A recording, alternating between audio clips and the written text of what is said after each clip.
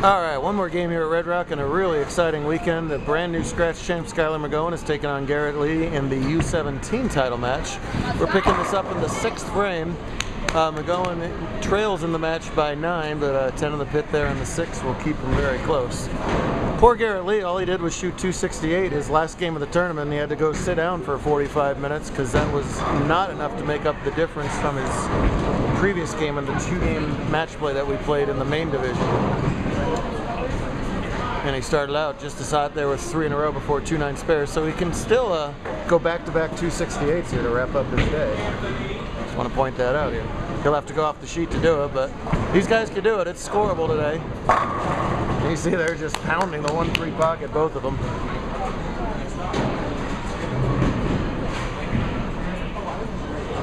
Bowled on a Brunswick pattern called Black Diamond. At least I think we did, because they just destroyed it. It was supposed to be the lower scoring of the 2 days, but we don't play supposed to be's here. We just play on whatever oil's out there. And it's a really friendly service here, a lot of friction. So if you don't make them impossible here, sometimes they turn into strike vests, and that's what we had all weekend. But is what it is. Whatever the pattern's out there, you got to outscore the opponent. Right now he can increase his lead to 19 with a double here. Oh.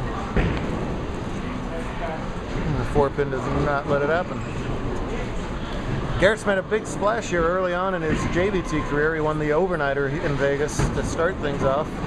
He's had some good finishes between then and now as well. Still looking for the first U17 or regular season title. No trouble at all at the 4. Sometimes tough spot for people like Skylar when they just won the main tournaments. You kind of somehow got to keep the competitive, fire going for one more game. Sometimes people fall off. I don't see that happening this time though.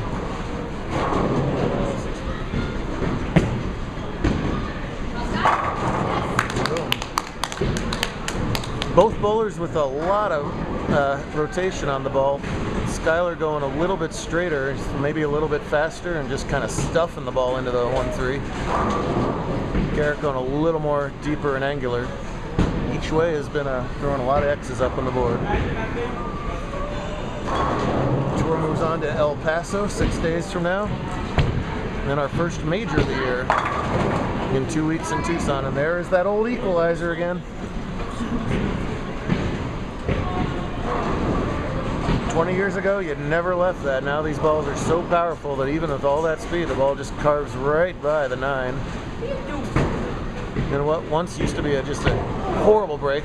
Tyler just goes, oh well, yeah, solid 9, whatever. It happens. No biggie. I would say there were easily more solid 9s today than solid 10s. And that's a weird thing to say, but not so weird anymore for bowling. That's kind of the way the game is. So McGowan can strike out for 238. Lee's still got a 248 possible, so anybody's game who can string in the back frames. Back-to-back 4-pins. Lee's body language tells the story. I think he liked both those shots.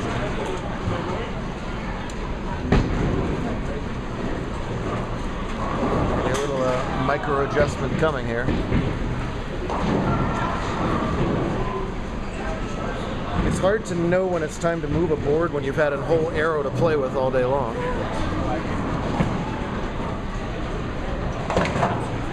You see how much oil there is down lane. He might move a board off of this and like 2-pin or something like that. I wonder if that's what he's thinking about. There's so much oil in this left to just skate on him. Right now, he needs XXX in his 9th and 10th.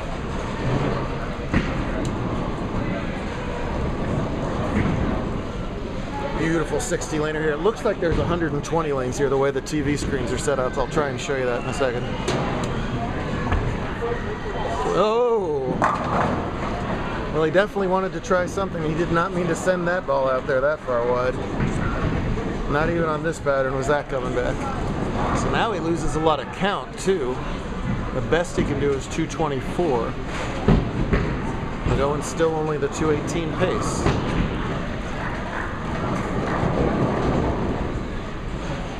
First things first, cover up this 124. Not a problem.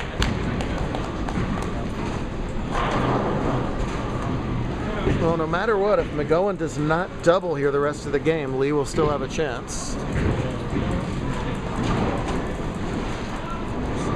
Yeah, so it's 60 lanes, but the TVs are like 40 feet high, and they got the actual TVs between them, so it looks like there's 400 lanes here.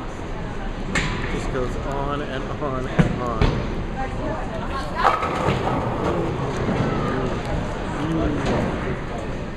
Just a pinch left with no angle of entry at all in that pocket. He's lucky to break the 5-7 out actually and only leave the 7.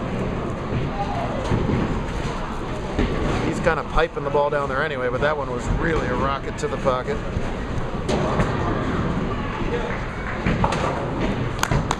Has the spare.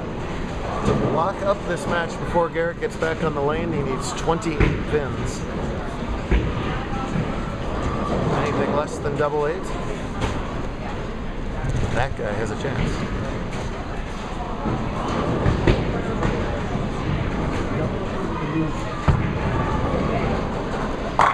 There's one.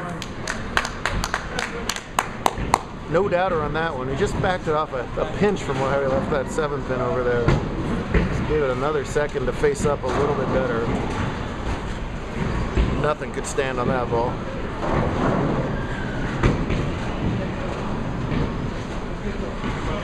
Well, to complete a dream day for him, he needs this hit. Whew.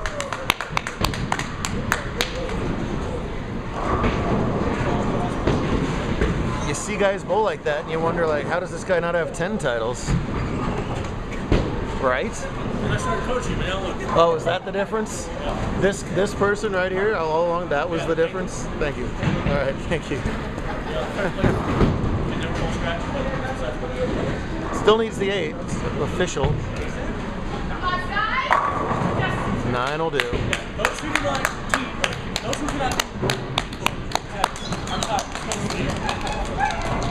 Remember, these are the U17 folks. That was not the title match, and the tour is in some real solid hands for the next couple of years because these are some talented kids coming up at the under division.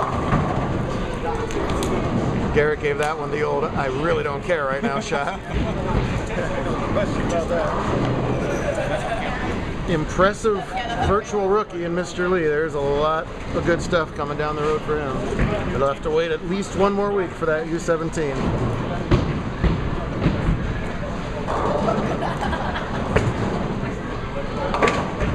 That's the Gooba attempt at the spare. Who cares? A nice job out of Garrett, but Skylar McGowan just has his career day.